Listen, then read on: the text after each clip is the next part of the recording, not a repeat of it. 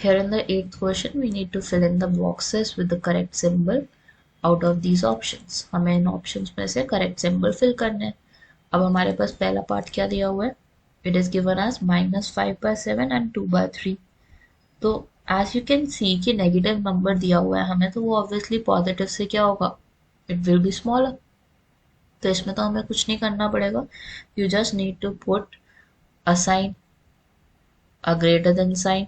वो भी किसकी तरफ खुलेगा? 2/3 की तरफ ओपन होगा.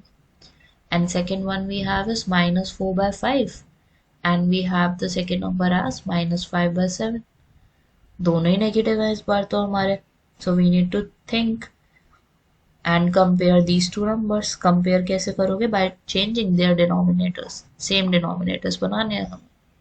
So first वाला 7 से मल्टीप्लाई होगा, second वाला 5 से मल्टीप्लाई होगा.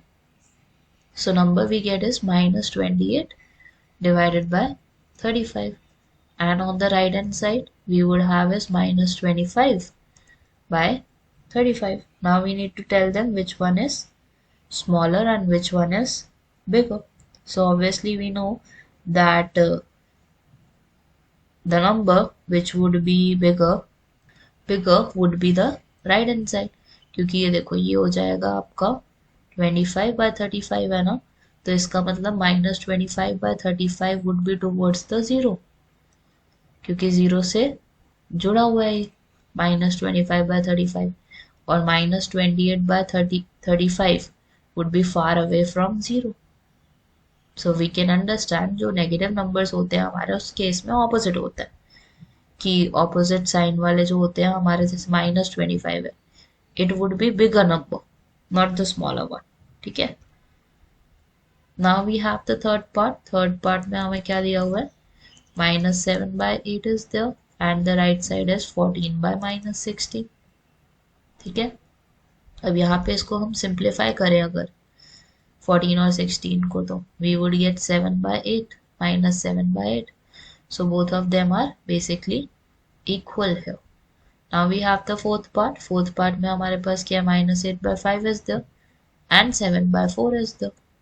So यहाँ -7/4 नेगेटिव साइन तो है ही है, तो इसलिए कंपैरिजन तो बनता है इसका भी.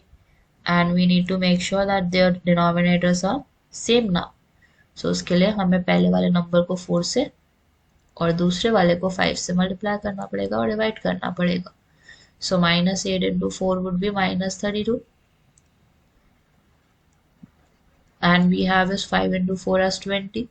The second is -35/20. और हमें पता है नेगेटिव नंबर्स में which one is greater? The smaller one, which is -32.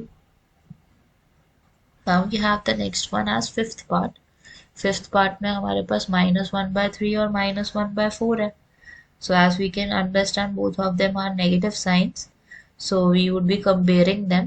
Compare करने पे पहला नंबर आपका बन जाएगा multiplied by 4. दूसरे नंबर के केस में आपने करना है 3 से multiply. So it would be -4/12. The other one would be -3/12. Which one is greater? -3/12 is greater, which means -1/4 is greater than -1/3. In the next one they are equal. बस minus का sign ऊपर नीचे लगा हुआ है, that's it, और कोई भी चेंज नहीं हो. ठीक है. Now we have is seventh one 0 and we have the other number as -7/6. तो obviously हमें पता है 0 इधर है, -7/6 would be here on the left hand side of it. So which number is greater? 0 is greater than any negative number.